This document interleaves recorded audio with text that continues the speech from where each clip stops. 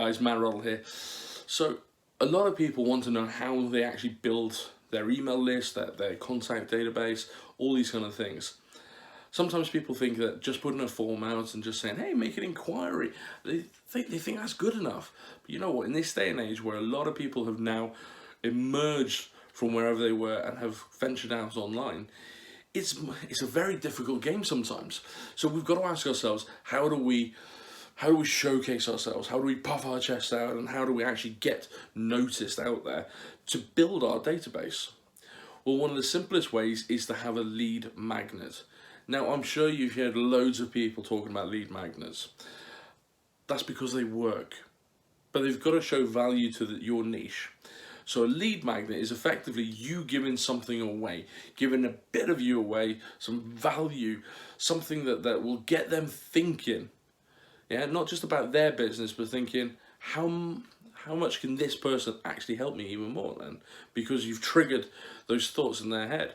Now, a lead magnet could be anything from an ebook, like 50 sales emails that work, something like that. So you're offering them value. You're trying to save them time. It could be a checklist. How to grow your business in 10 easy steps, and all of a sudden they start ticking them off. They see a few weaknesses there, and they think, maybe I should speak to this person. It could be anything. It could be some videos. It could be some courses. It could be anything of value that you can offer to your target audience to get them to exchange their precious contact details. Because remember, their contact details are incredibly precious.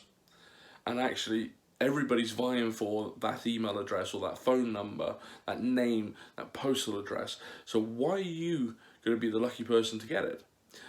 This is where the lead magnet comes in. So there's a few different ways that you can structure this. So there are loads of systems out there, like ClickFunnels, for instance, or even you can use MailChimp to generate landing pages, or even just put it onto your website. But one of the things that you do is you advertise this lead magnet, you show the value in it, you really sell it to your niche, and then you have a little form that they can fill out and they can pop their details in exchange for it. Now, sometimes this is where people go wrong, because they will literally serve up that information on a platter. Right, you've given me your details, here's the lead magnet on your screen straight away. Now, in my mind, that's a little bit of a waste, because you know what, I've signed up for loads of lead magnets over the years. I've looked at them, I've skimmed through them, I've made a judgment there and then, and I've moved on. Wasted. So what I always say to people is, look, capture that information. So once you've shown that value in whatever lead magnet, as I said, it could be an ebook, it could be a checklist, it could be anything to draw their attention in and to showcase your value. Have them complete that form, send them to a thank you page. Obviously acknowledge that they have given up their time, given up their information for this lead magnet. Then what you do is you have it go into your CRM system, or even a MailChimp account or something like that, and you physically send them in the email a link to download this brochure. Now, personally, I use something like ActiveCampaign, where if people download my lead magnets, they then get an email that literally says, hey, thanks for signing up for this. Here's the link. I hope you enjoy it. Now, here's the real power behind it. If they don't click on that link, I know. I've let the cat out of the bag.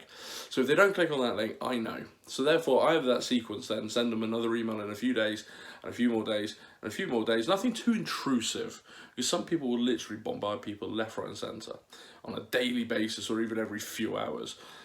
I'll just gently drip feed them, just going, well, you may have missed the link. Here it is again, download it.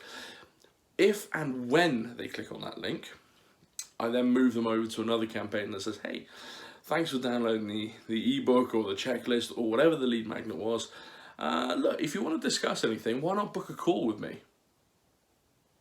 Great, little follow-up, isn't it? So not only have I then drawn them in through the lead magnet, because again, I'm sure you'll watch one of my videos on the customer journey and knowing each of the stages, but this is exactly it. So we draw people into the lead magnets. Then what we do is we get them to sign up. So say we draw 100 people through to the page and we convert 25 of them to actually give us their details. Not everybody's going to open the email, not everybody's going to look at the lead magnet. People will sign up for things, as I said, I've done it myself multiple times. But those people that do have not only shown you a sign of life, they're interested in it. So therefore, of the 25 people, we may get 10, 15 that then actually click the link within the email. And then we can remarket to them. We can keep in contact with them, because again, people don't buy on that first interaction. So that's the simple process for a lead magnet. You have to have a lead magnet in this day and age, because you have to show value. You have to stand out from the crowd. You can't just go buy my stuff now, because you're missing every opportunity.